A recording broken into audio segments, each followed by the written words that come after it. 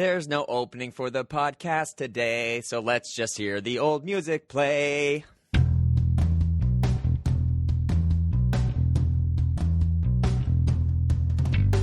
And we are back and live, or not, depending on when you're listening to this. But when we're recording it, we're live in living color. With me, as always, on the Triple Threat Podcast is Matt Vaughn. Hello. And the other guy. Yeah, Plácido, Domingo, Luciano Plácido Pavarotti, Domingo. and the other guy. I love Plácido Domingo because his last name means Sunday, I think. Yes, we talked about it on this show. I feel like we did. Oh, that's a callback. Callback. We should start. Like nerdisting this and like naming the episode, like, numbering the episodes. Oh, okay. Sorry, I was just like, I feel like doing any suggestion about let's make our podcast more like Nerdist is something I'm not comfortable with moving in that direction. Make it a profitable. Unless you mean very, very widely listened to. Yeah, and profitable. Large audience. And that's that's not a bad thing to aspire to. I love That's profit. Profit. Capitalism. Just Yeah, just a beautiful thing. My favorite one's Isaiah. Making that Skrilla. Hey, Profit. Prophet, guys, ladies, in betweens. Wow. Yeah, in betweens. Yeah, we don't judge. I feel like that's not what they like to be called. I'll be honest with you. Right. Sorry, it's little people. I was just listening to In Bill betweens Burr. is no longer what they like to be called. Right. Listen to Bill Burr talk about little people. He's like, we can't say the word midget. It's not like they came from another country. And is that like I know it's like the accepted term or nomenclature for Well, then there's whatever, John Mulaney saying, we can't say the midget is like saying it's the the M-word. worst word you could say.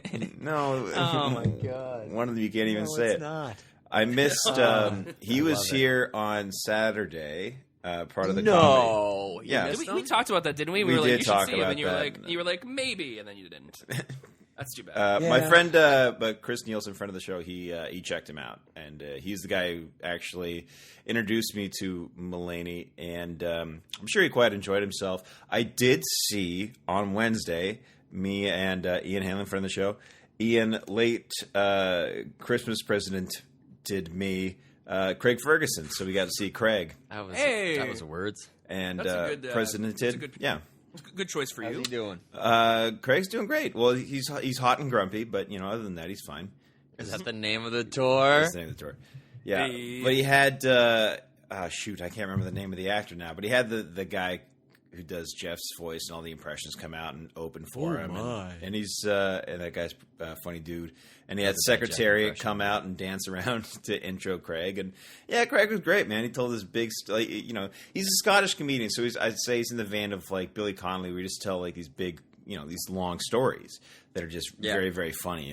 It's not like joke. It's Did he tell the golf joke at the end? Is that what he closed? Yes, he did. Yeah, he did. Without getting into it, but yeah. Because I saw him here. It was probably the same show I saw. I saw him here. Did he tell the Mick Jagger? Like a year ago. Mick Jagger I told story? the huge Mick Jagger story. And Yeah, stuff so like that's that, the one he did. That's the one he did here. All of these sound very interesting, and now I want to.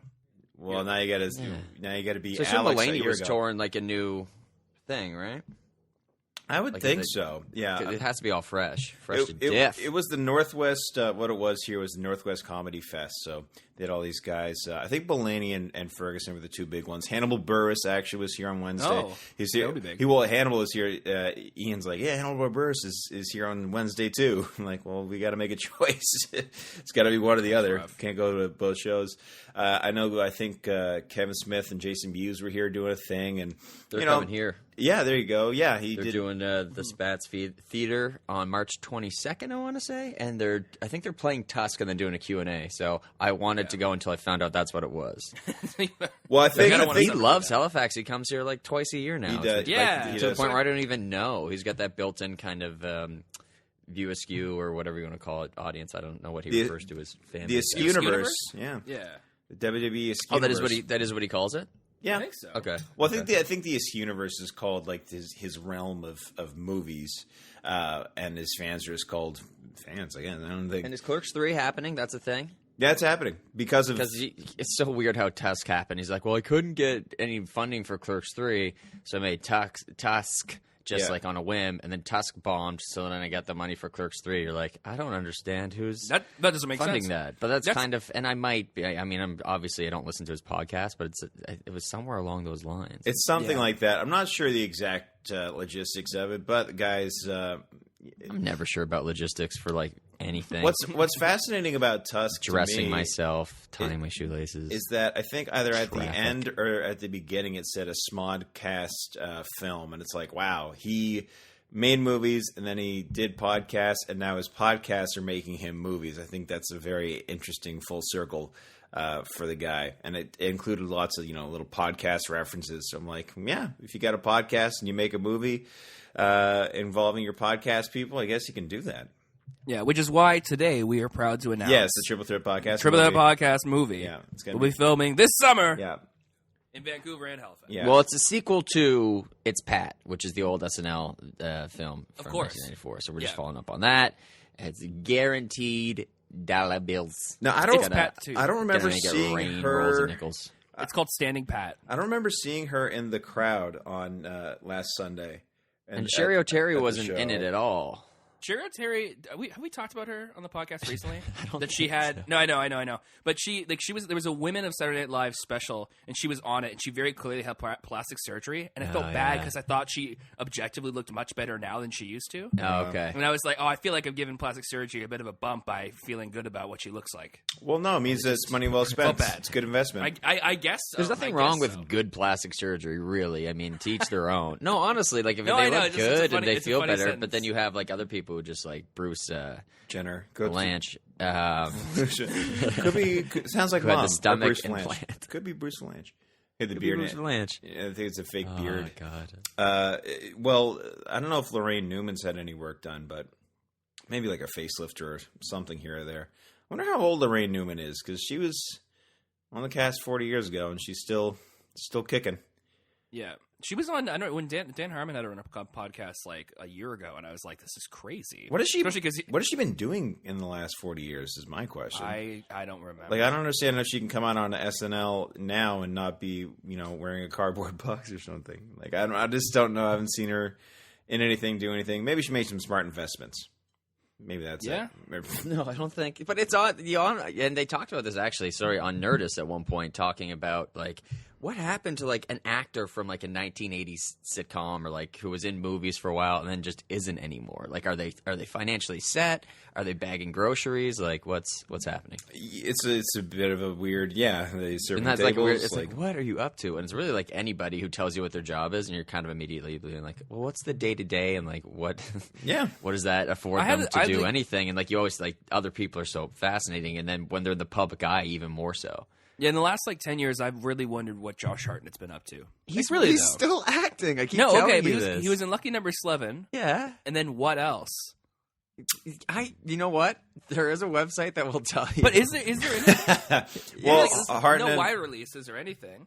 Okay, you guys talk amongst yourselves about things, and I'll look it up. Look it up. You'll update us on Josh Hartnett's. Well, we are talking about Saturday Night Live, so we can definitely talk about the 40th anniversary special. Well, I'll tell you who I didn't see. I didn't see Victoria Jackson there, and I found out why, because she was placed. She's an insane person. She was placed in the overflow room, which is a little awkward. Was there actually an overflow room, like for other people? Apparently there was, yeah. That was just such a wild thing, though, seeing the crowd shots, and you just look at them, and you just... Like I was freaking out the entire time, like looking over people's shoulders. I'm like, yeah, it's like Larry David's there, but Paul Rudd's like face is right in front of him, and then there's Dakota Johnson or what, like different people. You're just like, oh my god, the crowd is filled with like multiple people who are famous than I am. Yeah, it was really cool. And all right, so let's talk about the show. First thing I want to say is that when's the Paul McCartney, Paul Simon World Tour? I can't wait. I'm going. I mean, it's not. I want that. Yeah, Can you imagine the two of them on stage harmonizing? And we saw it on SNL, but 30 seconds worth, which was awesome. Still, yeah. But you imagine a show like that, man, where they like just do each other's stuff and help each other out, and man, that would be so cool. Anyway, and they're still kicking. Paul Simon's still kicking, man. It's got to be so hard to, before we like get into like fully like what each thing was, like it's gonna be so hard to map that out. Like you have 3.5 hours to go over 40 years while providing new bits that are kind of like throwback bits and all that at the same time. It's got to be like fun and obviously worthwhile. But man, like how do you pick and choose what you kind of send up and what you bring back? Like Celebrity Jeopardy was so obvious, partially because you can get so many people in it. But it's got to be hard to map that out. Like you still miss stuff. Well, Norm tweeted about it. He went on a huge Twitter thread. Oh, I don't follow him because he tweeted a lot about tennis once. I was like, oh my god, or golf. And you're just and like, he just tweets like 500 like live tweeting like a putt. And you're just like, oh, I can't do it. Well, what I did, Norm. I went to I don't follow him either. Apologies to you. Okay, someone probably. They basically took all his tweets. Yeah. Sorry, real quick about Norm Macdonald though. Really good WTF with him a couple years back. Oh, yeah, but he's so nasally in it. It's kind of like when he's just talking, like, oh my god, his voice is so much more nasally than There's so many good WTFs right now. By the way, Paul Thomas Anderson was amazing. All right, that was very good. I'm catching up on that stuff right now, actually, because I just listened to the WTF with the Remembering Robin Williams one from last year, and I made the mistake of listening to that. That's just the but he also does. It's one from 2010, but he does an intro and an outro to it. Yeah. And I made the mistake listening to that in a public space. I was like, oh, that's not good. It's super. It's like 100,000 times more depressing when you know how it ended because he talks about it a lot in it. He's very open about that sort of thing. And just to see like what actually happened, you're just like, oof. Yeah. So what was the other WTF I listened to before his? With Linklater from the Boyhood director, and I thought that this SNL show was a lot like Boyhood. It was very long and uneven, but, at the end, it's good. It's like, well, what else do you expect? You got to send up. You're right, man. You got to send up 40 years of stuff. Yeah. So what's the best way to do it? Then to be like, hey, there's been 40 years of blank types of sketches, and here's look at them now, and then here's so and so from back then, or something like that. Like so, some of the people that came out. I love Keith Richards coming out. And now that I've seen Craig Ferguson and I know that the Rolling Stones is Keith Richards' band, it makes more sense. But I love Keith Richards comes out from the door and he walks out about 2 steps. And he's like, you get an intro to the thing. And I think someone's like, come out. Like, go to your mark. And he's just like the stage director's just furiously like motioning. Let's go. Come on. I mean, we should have put him on the track that just carried him out there. There's a looseness to the show that was kind of fun because it's like, we really, there is no kind of consequences for us. There are no consequences, right? Oh, yeah, because Jerry could be like, well, we'll be back. Where else are we going? We're not going anywhere. And Eddie Murphy was super awkwardly being like, oh, I thought we were going out on that. Yes. Okay. And I thought that was going to be a setup for him being like, oh, I thought we were going out for that. Oh, we have extra time. I'll do a joke and send back to the thing. Wouldn't it have been instead of the awkwardness that happened? Eddie Murphy, I read able to improvise something on the spot. Well, if they wrote it, like you can't improvise something that's written. But that's I'm not sure who tweeted it, so I'm going to steal their take on it. It's like Eddie Murphy. It's probably me. I think it was you. Yeah, it's like Eddie Murphy's like a guy who sold his soul to the devil to be funny and then bought it back. Oh, that's awesome. Sorry, I just laughed really hard on the mic there. No, it's a good one. That's hilarious. That's okay because there's I was listening to Chris D'Elia on Nerdist. This is from a year or two ago, and he was talking about how Raw and Delirious were like, those were 30 or something years ago, right? Because Raw was like 86, so like it's forever since he's done stand up, and since the 80s since he's done something really good. Actually, Bowfinger's pretty awesome. Haunted Mansion I didn't see. But it's just like Sandler. It's like, oh, he's done Ass for 15 years, and you're just like, okay, but look how good Punch Drunk Love was. But he's just acting in someone else's movie, or like the stuff he's semi good in. It's not his stuff. Yeah, and kind of same with Murphy. I don't think he did. Or maybe he did. I thought he didn't do Bowfinger. Like he's in it, but he didn't have any. I don't know. Creative I know Frank Oz directed it, which is maybe I'm wrong. So, fact. But yeah, I mean, Bowfinger's awesome, but like for the most part, yeah. I mean it's Eddie Murphy, 1,000 Steve words Martin. or whatever it is. Like, so bad. Yeah. Or Norbit. Yeah. And Norbit okay. So I didn't want to say this, but sorry, Steve Martin wrote it, which is what I thought, but I didn't want to declare it without being. He wrote sure. Bowfinger. He wrote Bowfinger, yeah. Because Steve Martin is awesome. Oh yeah, he's so good. His biography is amazing. Born Standing Up. Yeah, Ian Hanlon, friend of the show, he has that, and I'll have to borrow it off him because I lent him my Michael Caine book. What else was I going to say? So yeah, Steve Martin. Eddie Murphy. Norbit came out, I think, when Eddie Murphy was up for an Academy Award for Dreamgirls. Right. I think that's, people think that he didn't get it because he did Norbit. Because that's what sunk him. And I read, because it's like the Norbit factor. I read. Is that the year Alan Arkin won for Little Miss Sunshine? I think so. I might be displacing a year. I think it was 06. Yeah, but I think Dreamgirls is 06. Yeah, whatever. It was a long time ago.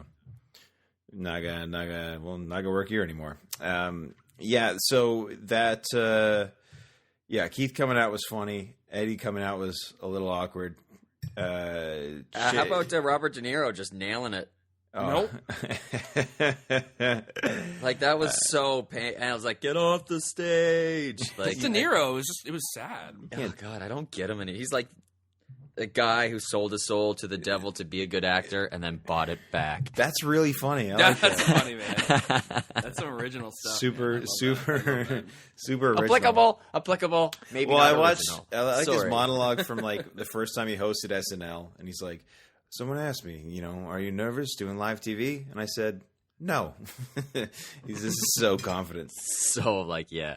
I really didn't understand what was going on with Martin Short and Beyonce at first. Like I did not get that. Even a little bit. Hey, how about Maya though? Maya Rudolph looked like $1 million.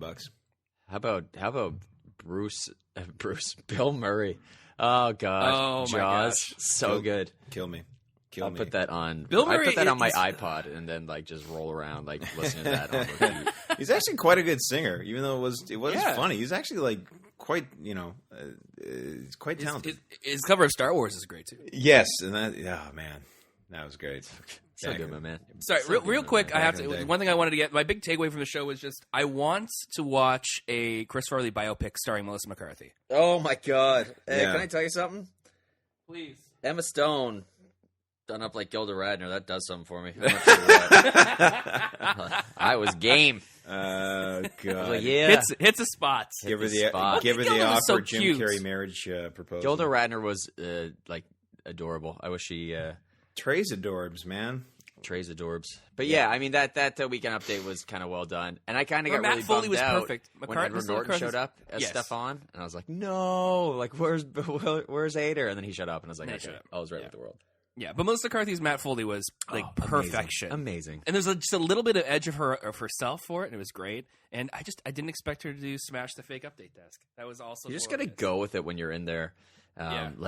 I love the kind of committing to a character a bit, which is what the whole thing's all about. It doesn't work if you're not 100% into it, and sometimes you look stupid doing it. But in that case, it just works so well. If you look stupid, you look really stupid. Question for you, and I know we're kind of jumping all around in terms of timeline in terms of the show. I didn't look up who the lady was in the Californians. I couldn't. I was on the exact same page as you, and I was hoping someone would just bring it up. Did you know who it is, Will? The kind of older lady that not Betty White, but kind of the one that wasn't Kristen Wiig. Yeah, it's Lorraine Newman.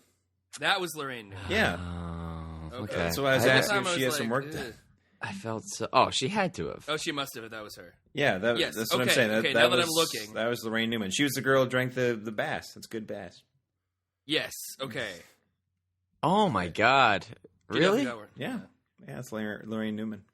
Yeah. That was weird too. How I wasn't sure if the blender was supposed to not work or what. Well, that's props, baby. They'll hatch a plot to kill you every time. As an acting teacher told me, it's don't use props. They'll screw you up.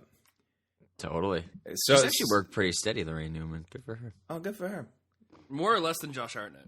Way more. And Hartnett's been Penny Dreadful is the most recent thing he's been in. Oh, it's a series, so Yeah, she's done a lot of voice acting, but yeah, Hartnett's been in stuff kind of intermittently from 2007. He was actually in a lot of stuff basically up till 2010, and then he was off until 2014. So I mean, there's definitely okay. There break. you go. What do you do for 4 years then? I don't know. If you're Josh Hartnett, you probbe made enough money off of save some 40 bucks. Days and 40 Nights and whatever. Maybe he's doing stage stuff. I don't know. Maybe he's on Blow. I don't know. I have no idea what he's up to. They got that Sin City money. what was I going to say? Pearl Harbor money. But either way, you're correct. Yeah. In the Get that California, Black Dahlia money. I did think of the Californians Well, though that was that T Swift was. Honey, I don't think I you're. didn't love that either. Yeah. And that's a case of like she did commit, and it looked really bad. Yes. She gave it her all. She Bradley did her Cooper in that best. was glorious, though. Super jealous of Bradley Cooper. Not a fan.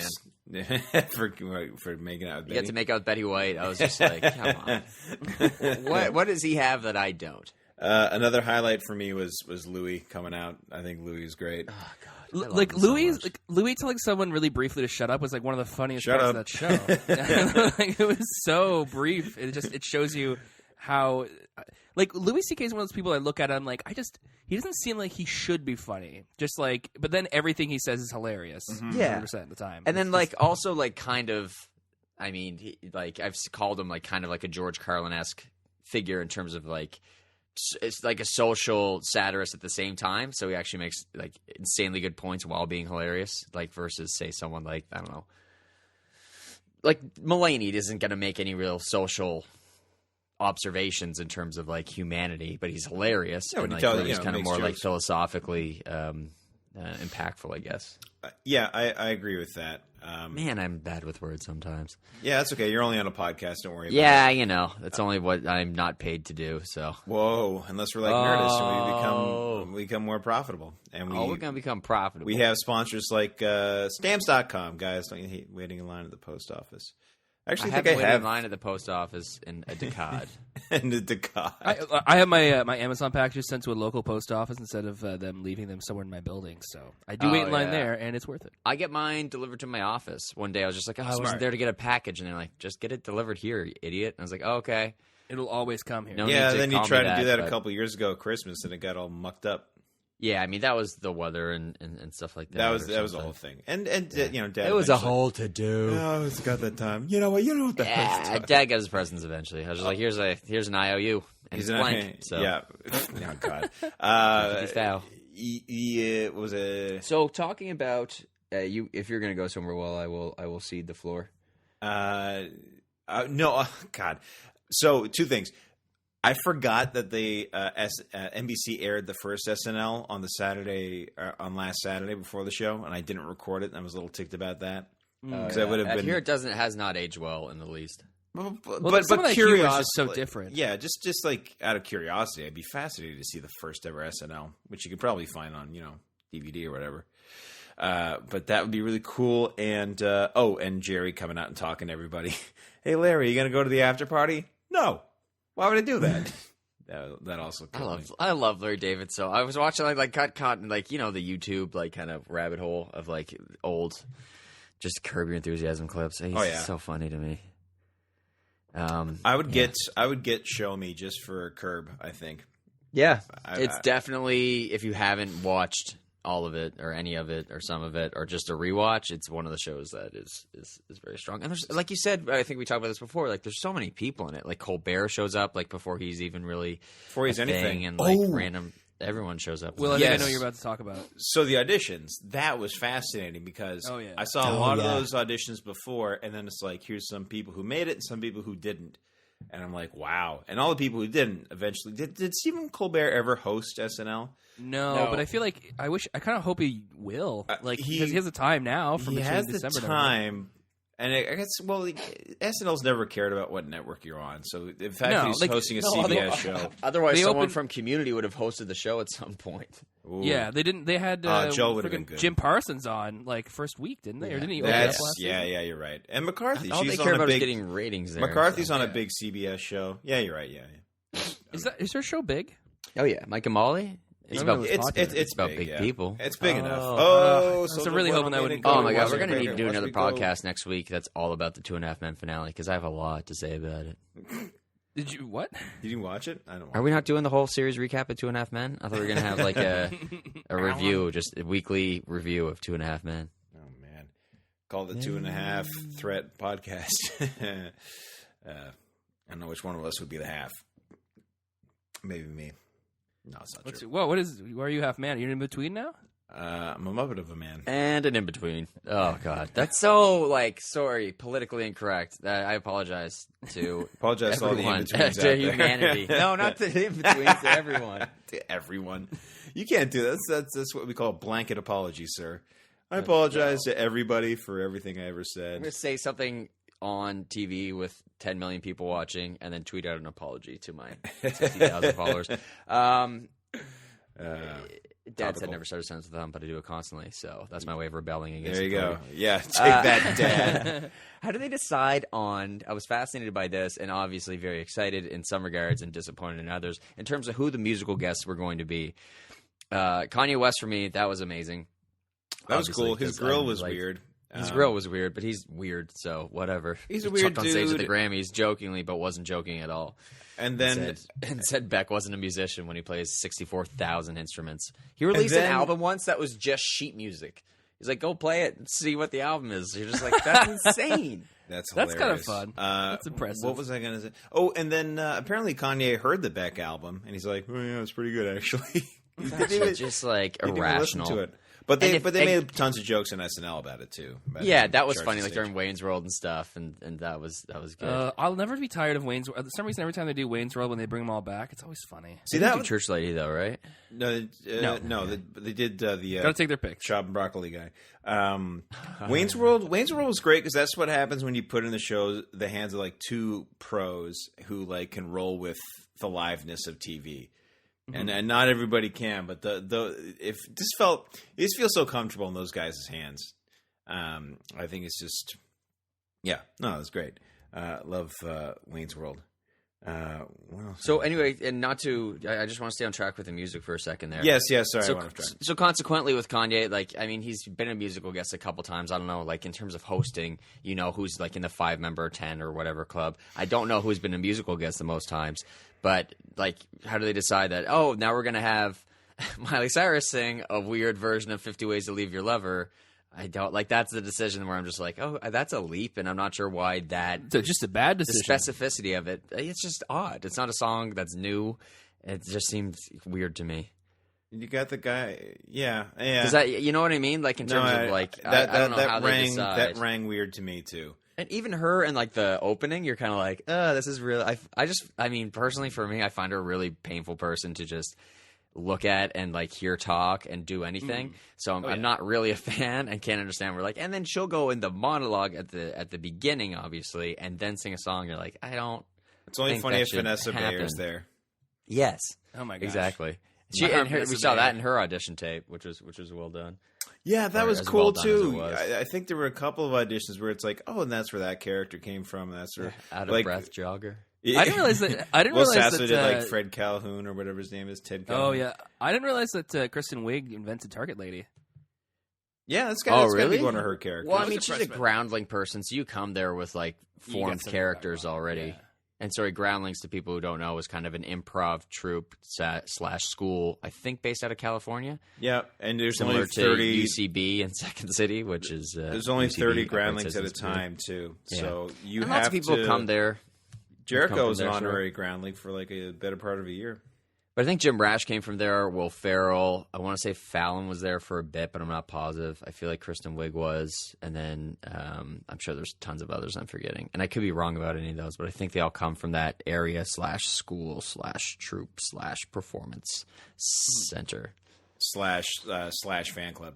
Yeah, so I mean, a lot of people would come to the show with formed characters, and I'm sure you could keep some of them or not. Like I'm sure Mike Myers had some characters from, say, Second City in Toronto that translated over to SNL. I think Wayne was one. I think Wayne was one of them too, and I wanted to say it, but I also didn't because I wasn't 100%. Apparently, Wayne was just like, and you know, Wayne was just a character he'd do in like high school for people. He's just like, yeah, Wayne Campbell. I'm not sure if he had like a name. Well, yeah, that's where most characters come from. Is just people riffing on stuff. And it's Mike like, Myers on WTF. Sorry, not to go back to that well too much, but I really enjoyed that as well. Just listen to any WTF. Really, they're all well done. Yeah, or like introspective in a way that a lot of other podcasts aren't. And he like numbers his episodes too. By the way, yes, he does. So we should start. This is Triple Threat podcast number 47, I think. Here's the thing about Mike Myers that terrifies me is what my hair is going to look like when I'm his age, because his is just ass.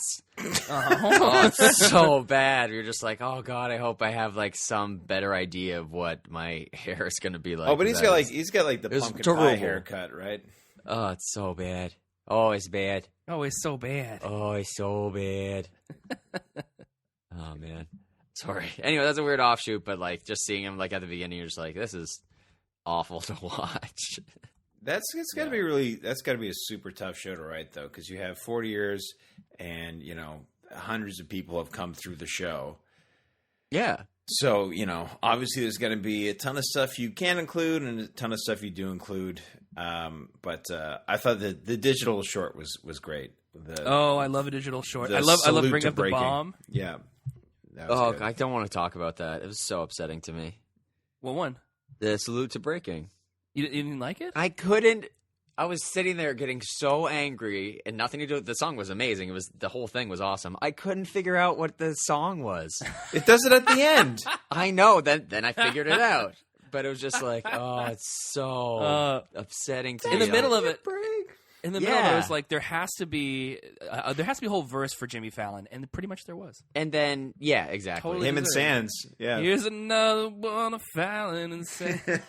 Although, like, Hater's a pretty bad breaker between like the cop. Stefan the is cop the big one, and Stefan is about it. Oh, They'd always break during the cop one, like at the end. Like one time, Sudeikis just jumped on the desk, which I'm sure was an ad lib, and they all busted. Intentionally bust him up. Yeah, and I mean Fallon said that with Farrell. He's just like, man, like he would just intentionally try and make everyone break, or me especially, and it obviously never failed with Fallon. But anytime I just because all digital shorts are like original songs for the most part. They're not parodies, and that one was, and I was like, what song is that? And I was like, that's so upset. Anyway, but yeah, it was fantastic and well done. And I like them making fun of like That's My Boy and stuff like that. Yeah, we made a movie that was a bomb. Like, why would you bring that up? Love that. Yeah, it's good to see Sandler like in something good, if that makes sense. Like everything he's like. What's the one with Drew Barrymore that makes no sense? Oh, Blended or something like that. Yes. No. That was last year's. Where they go to Africa at the same time for no reason. Yeah. Like, even the trailer made no sense. I'm like, why are they both going to Africa off this one trip? Why is it called Blended? Because they wanted so many questions. Because they won a trip, and he had to go with somebody, and he just met her, and he decided to go with her, and she's like, I have kids. Like, oh, holy crap, I have kids too. And so they went over to Africa together. Peace, Peter Griffin. Oh, holy crap, I got kids. There's Stewie and Meg, and there's my dog Brian, my wife Lois. Yeah. Maybe not. Oh my god. Maybe it's the New England thing a little too far.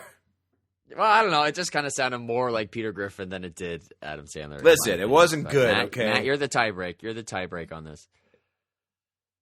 It's Monday morning, man. We may have lost Matt. No, I'm here. Hey. We lost his. We didn't lose the tiebreak on whether Will's he lost interest. Oh, just like our listeners. It was something like that. Time for another commercial break. Squarespace, everybody. Build a website through a website. And we're back. Then, hey, guys. And have people go to your website. Hey, bros. Yeah. You can sell merchandise on your website, too.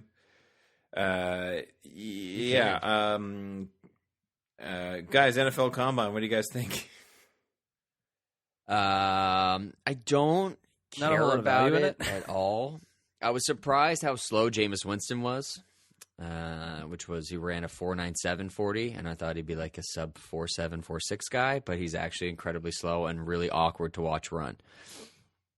I thought of him as more of a mobile quarterback in terms of like Russell Wilson, Colin Kaepernick. Are you guys still there? Yeah, we're here. Yeah, we're just quiet sometimes, and I'm like, that one time that it busted, so now I'm constantly like freaked out. Anyway. And he's just really awkward. I thought he'd be more like Russell Wilson or Kaepernick, and his mobility is much more like Ben Roethlisberger, where like he can avoid the pressure and kind of like stay upright, but he's not really going to get you many yards with his feet. Right. He's not going to pick up big chunks of yards for you. No, Sorry, go ahead, Bill. No, I was just like I got asked that the other day. It's like, you're a football fan. You watch the Combine, and I'm like, nah, not really. It's kind of the same reason I don't watch the CrossFit games. I don't care about watching people work out. It only matters in game time situations. But I suppose it is, it is the NFL, and you can. It is the NFL.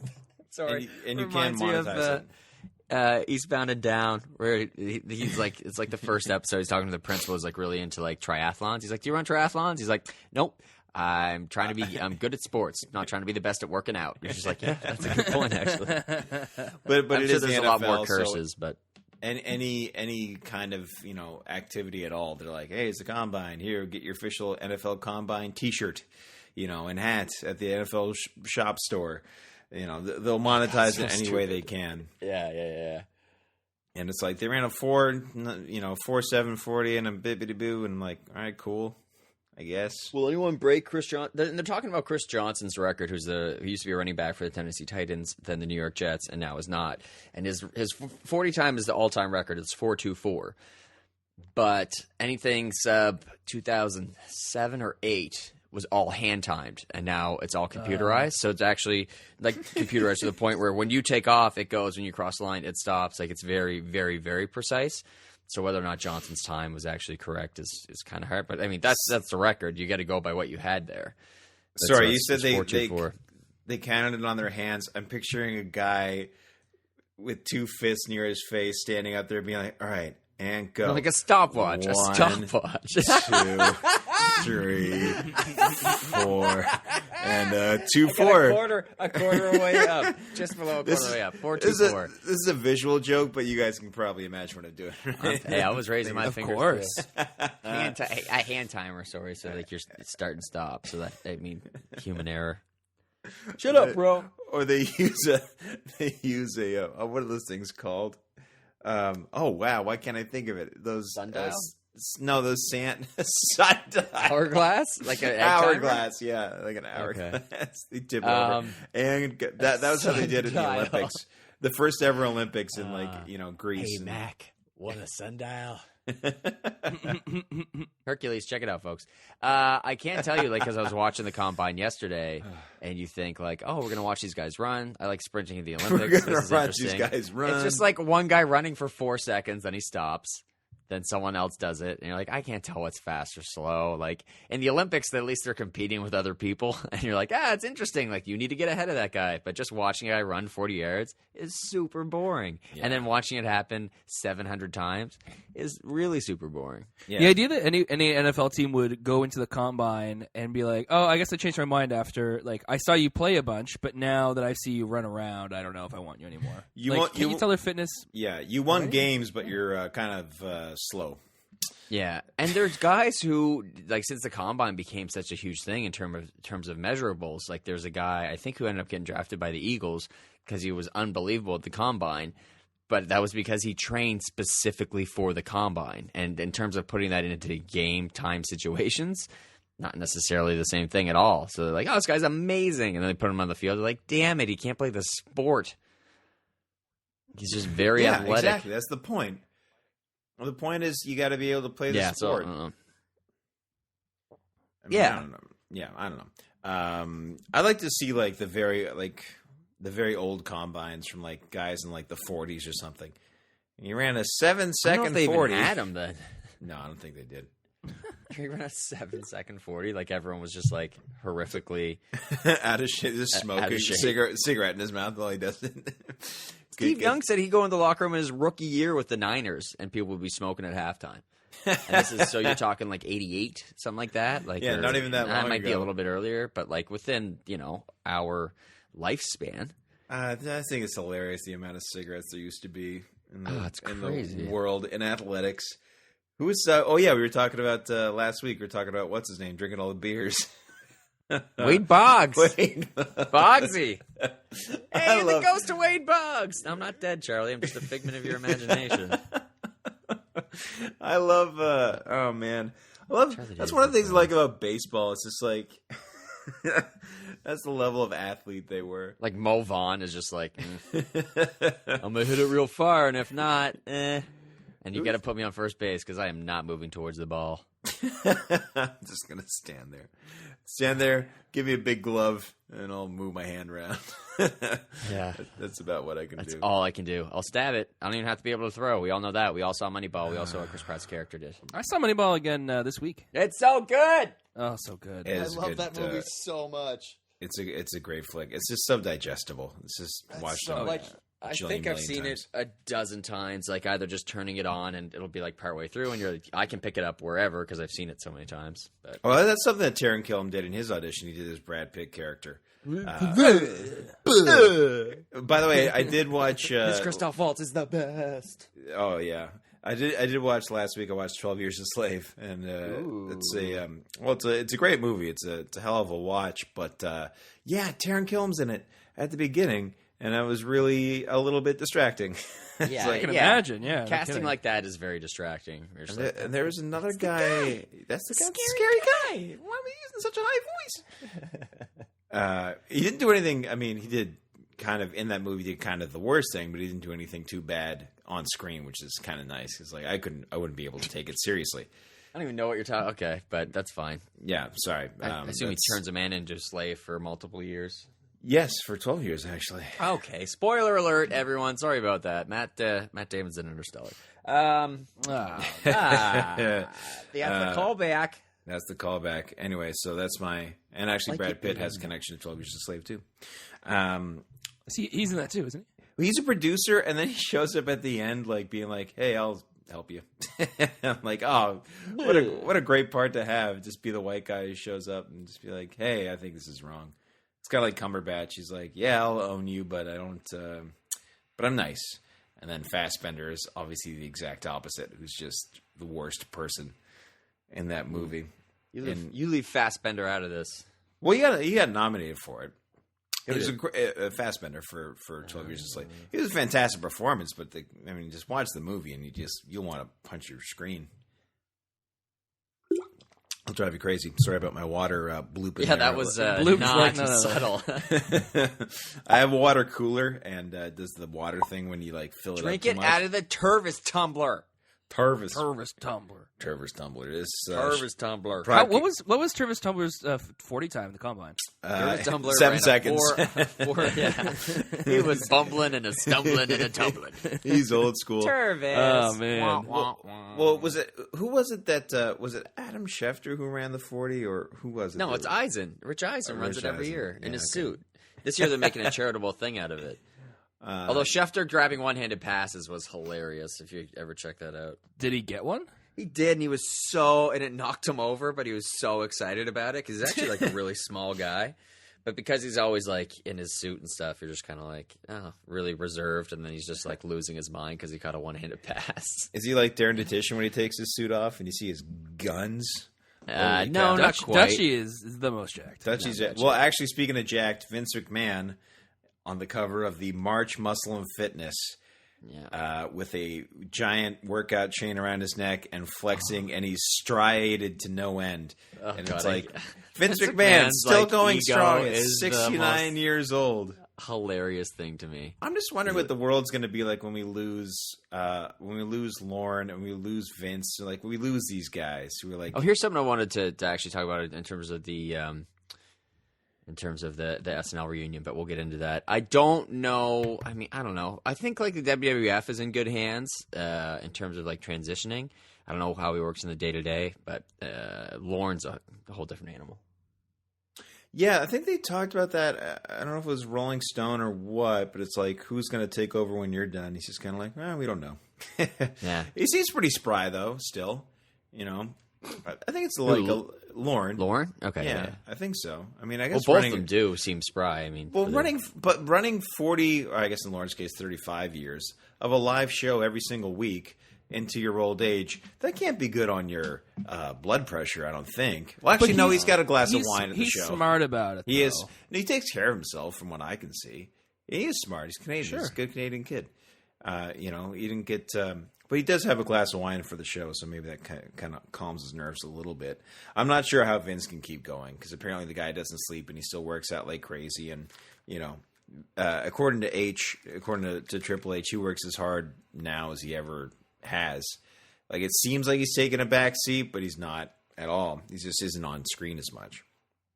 he's more of a attraction when he shows up. So by this the is a way, discussion I had. Oh, sorry. Go ahead. yeah, Fastlane last night. Congratulations to the guy who won the thing. Yeah, he did. The match was good with the guy. wrestler. Yeah, it was really good. Yeah, he did. And the Oscars were great. Congratulations to the people. Did you see the dress that one girl was wearing? Oh, and then like she was either like, I can't remember if she was like famous or like was made famous for this or like was just someone's date. But yeah, and then that giant selfie. Yeah.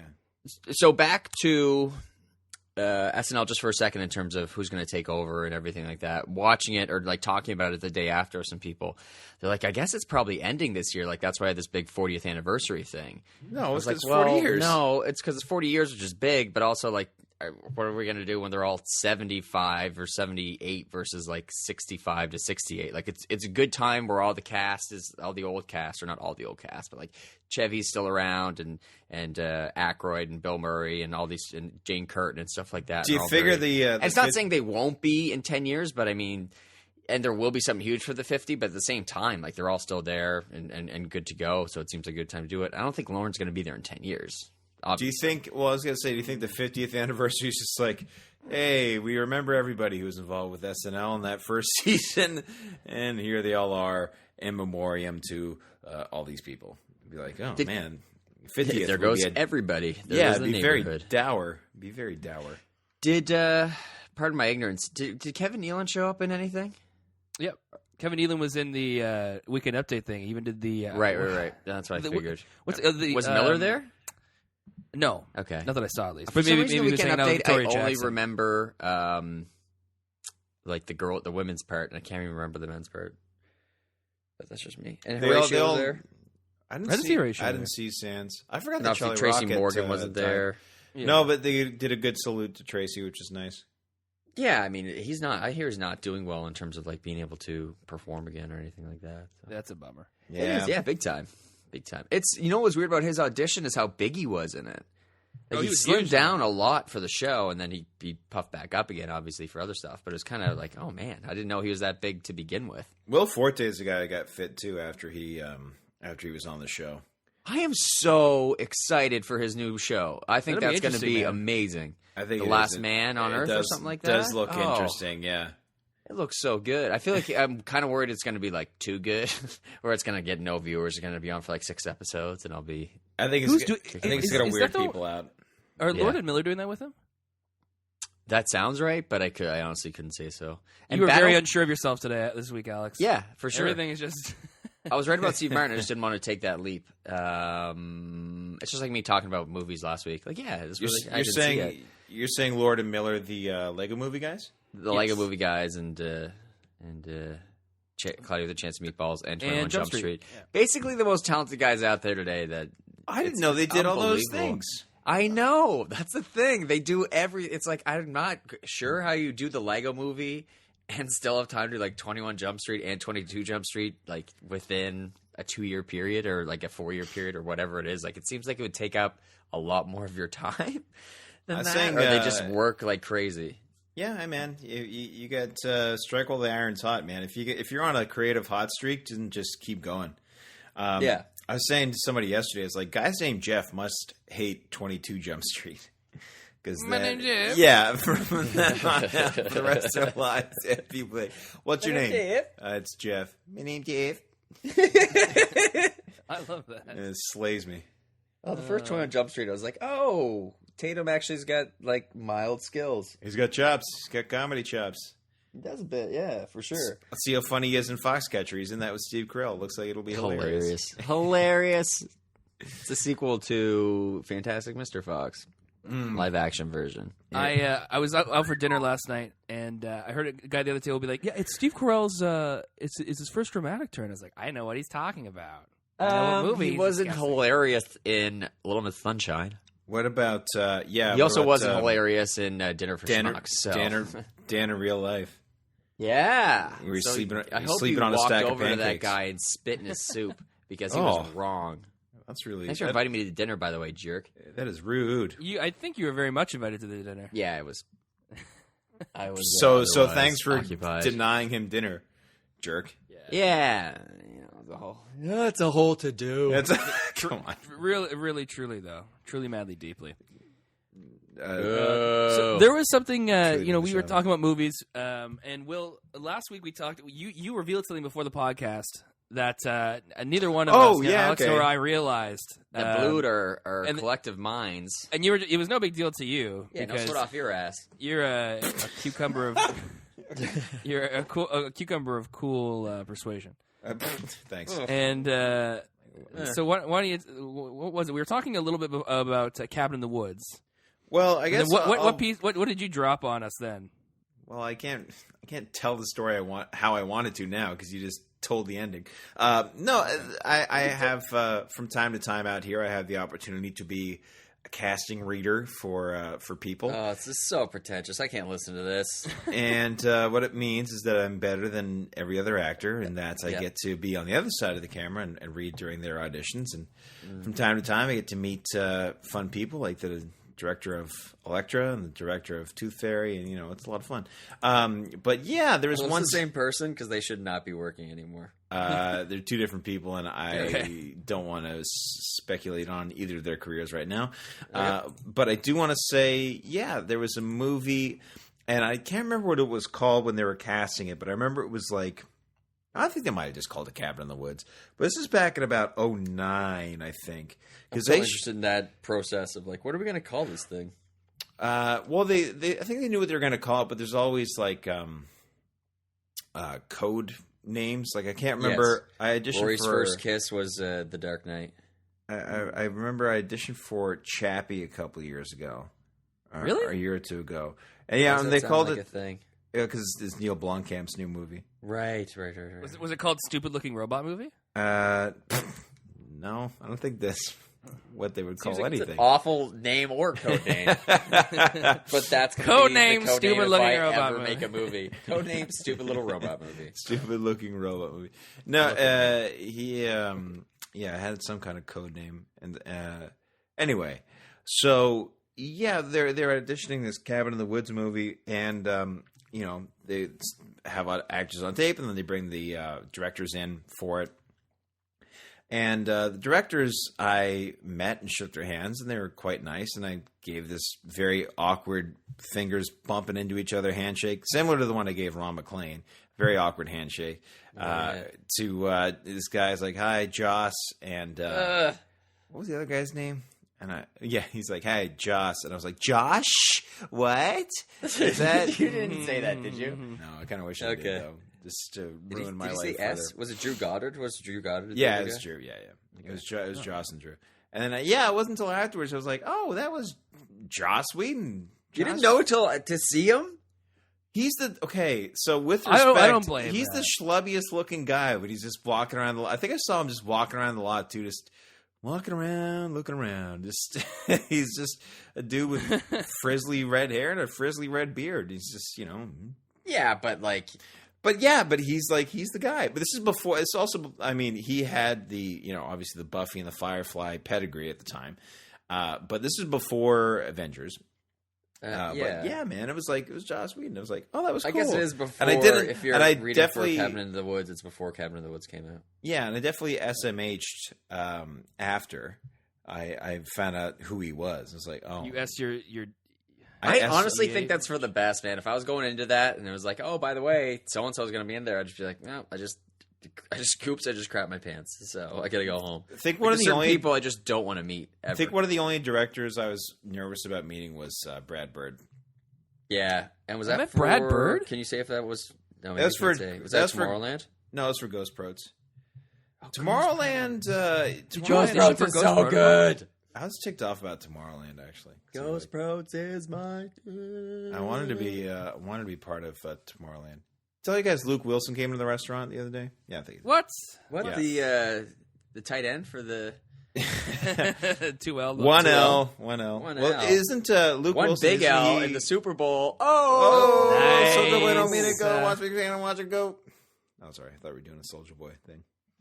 Well, I mean, you did it, and that was enough for me. In the end, maybe we were. You sort of mumbled your way through it there. I did. Speaking of rap, you guys check out Run the Jewels yet? You know what? I haven't. I just when we started the show, I was like, Run the Jewels. Unbelievable. Unbelievable. Okay, we can't say that. That's- Apologies to all the listeners. All the what? All the listeners. It's another blanket apology. Blanket Apologies apology. to I don't want to tell you who we're doing a send-up / racial stereotype Oh, of, gosh. but they are people from Hawaii. What other really famous people have I met and seen? I don't know. So many. Zac usually, Efron? Usually they talk about meeting me. Yeah, which is I really can quite understand that. Which Like, is if really you're- really quite flattering. I need to get like Triple Threat podcast like cards and like slip it in their hands. Be like, hey man, big fan. By the way, here's Triple Threat podcast. until we finally like tighten this up into something like No, realistically they'll listen pleasant to to it the and be like, ears. they'll listen to it and be like, did they just say unbelievable? Did they just Speaking say of that? speaking of tightening it up, Run the Jewels, so tight. Oh, cool. Okay. Oh, it's so tight. I want to throw up and kill myself. It's a reference to Parks and Rec, guys. Hey, speaking of Parks and Rec, finale It on finishes. Tuesday, I believe. Yeah. How caught up are you guys, I've seen them all. Maddie? I've seen them. Yeah, I've seen all to this point. Big cameo on last Tuesday's episode. Yeah, with, John Cena. Unbelievable. John, that was actually. Did you know he was going to be in it? You might have, but I had Nope. no idea. So like, my I eyes bugged out of knew. my head. I knew after I saw it. But that was great. It comes out. He's with also in his the gear. train wreck trailer, which looks hilarious. Oh, I love that. I Yeah, can't that wait looks- for that movie. That looks terrific. Oh, it looks so good. Yeah, it looks really good. It's Bill. It's Bill, right? Yeah, to see Bill in a role that size is cool. Bill Murray. So is he? Sorry, like I kind of rewound because I was like, oh my god, is he the guy laying in the casket too? Yeah. Yeah, he's with the smile. Did you on recognize his him at face. that point? Like I I didn't thought- recognize him I until was the like- video went, and then I went back and looked. I was like, that's the guy, That's a scary guy. I the was dead like, guy in the casket. I was like, is that Bill Murray? And then he does the things like, "Hello, Pawnee." I was like, oh man, because like Bill Groundhog Day Murray. which I just watched last week for the first time. Oh, Groundhog I watched Day? it for the third time last October. Groundhog So, Day's we're great. pretty much on the same page there. Harold Ramis, man, R.I.P. But yeah, Parks and Rec, great show, and the like NBC's just like 2 episodes a week for what feels like 3 weeks, and it's Yeah. like, all right, now we're done. It's like, really, that's how you're gonna send it off? That's how And you're some gonna of them were really strong, and some not so much in terms of like I didn't really love the Johnny Karate episode. That it was like the entire episode. Okay, But that was about just Johnny me. about Johnny Karate. Do you think that episode in its form exists if Guardians of the Galaxy isn't as big a hit? Probably not, Ooh. and probably not if it's not its last season, and they're just kind of like, we can just do whatever we want. Let's just do a Johnny Karate episode because it's funny and we can. But big idea for my Halloween costume for this fall is a gi with Stealing sunglasses. No, okay, well, fine. A gi with sunglasses and an FBI jacket because that Yes. outfit to me is just everything about it that's hilarious. New Burt Macklin. Perfect. Mac- So you're telling me about it right now, and I'm not going to remember when I see it. What the hell's that? That's the thing too. Is that I went too deep. I went too deep in my costume. Yeah. All you need is that one person to recognize it and like validate your, creativity / existence. It validates your existence. Yeah, Yeah, absolutely. it's like the year Ian Hanlon, friend of the show, went as Alex from Clockwork Orange, and he bumped into a girl wearing the same costume. Ooh, interesting. Yeah, and sparks flew. It was great. Anyway, It'd be weird, Parks like and Rec, meeting someone at a party dressed like you, the same way as you, and being like, "Hey, you want to go out sometime?" He's like, sure, I'm not gay, but whatever. Parks and Rec. We'll see you later. Great show. Liked it a lot. Came a long way. Did a lot of things for a lot of people. Basically, Actually- when I saw Chris go Pratt ahead. on Parks and Rec, I was like, man, that's how you execute that kind of character. I was like, that's how he should have done. He stands out immediately. He stands Man, out oh, man, Prince. immediately. Yeah, he Chris does. Pratt. Like from the first episode on, where I was like, I don't even know who this guy is, and then obviously everyone else picks up on that as well. Where you're like, this guy is phenomenally talented. He's clearly Phenomenally is a probably a strong word. standout. Yeah. I There's hope actually a that, great article. Go ahead. I just hope that this week. I just hope that Rob Lowe and Rashida come back for the last episode. I think that'd be nice. I don't know if it's probably confirmed that they haven't, but I think that'd be nice if they did. Yeah. Anyway, Alex, what were you going to say? Well, just a great article that I saw, I think on, I want to say medium.com, and how girls, like, idolize Liz Lemon. I'm like, oh, she's so great. Like, she doesn't need a man. She eats night cheese and blah, blah, blah. And they're like, I don't understand why more people aren't idolizing, like, Leslie Knope and, like being okay with putting themselves out there and, like, you know, trying to make everything, like, better. Like, they were just saying how Liz Lemon kind of became a character of herself by the end of it. And where, like, Leslie's developed in a much more strong way for, like, a female role. Oh, yeah. I was kind of like, oh, that's kind of an interesting perspective. Like, no one thinks, like, or very few people think, oh, I want to be like Leslie Knope. But then someone, I think this lady, Amy Pascal, who's not the head of Sony Pictures, but there's an E at the end of her name. And she has, like, a whole site. Like, it's like, Leslie Knope is my life coach or something like that. And then she ended up writing a biography on Joss Whedon. So she ended up kind of like making something of it.